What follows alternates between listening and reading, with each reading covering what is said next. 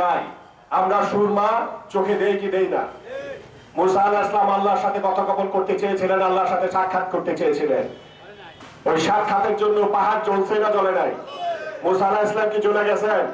আল্লাহর অলৌকিকতা আছে না নাই? জোরে বলার আছে না নাই? ওই অলৌকিক ভাবে যারা মুমিন হবে, যারা মর্তে মুজাহিদ হবে, যারা আল্লাহর রাসূলকে ভালোবাসবে, যারা সত্যের পথে থাকবে, যারা আদর্শের পথে থাকবে, তাদের অন্তিমকালে ভয়ের কোনো কারণ নাই। তাই আমি আপনাদেরকে উদাত্ত আহ্বান জানাতে চাই, আমাদের যে বিশ্ব ইসলামী মহাসম্মেলন আগামী 17, 18, 19 এবং 20 জানুয়ারি যে বিশ্ব ইসলামী সম্মেলন হবে, সেইখানেও আগামী দিনে দেশের যে পরিস্থিতি সৃষ্টি হবে, আন্তর্জাতিক অঙ্গনে যে বিশ্বযুদ্ধের ঘটনা চলছে, নির্বিচারে হত্যা চলছে, ফিলিস্তিন এবং বিশেষ করে ইসরায়েলের যে দ্বন্দ্ব চলছে, সামগ্রিক দিক থেকে বিশ্ব উত্তপ্ত হয়ে আছে। যে কোনো ধরনের বড় বিপর্যয় তৃতীয় বিশ্ব যদি হয়ে যায়, তাতেও আতঙ্কের কিছু থাকবে না।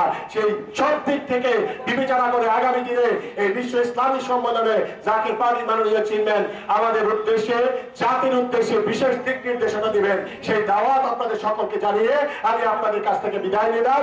সকলে ভালো থাকবেন, সুস্থ থাকবেন, সুন্দর থাকবেন। ওয়াখির দাওয়ানা আলহামদুলিল্লাহি রাব্বিল আলামিন।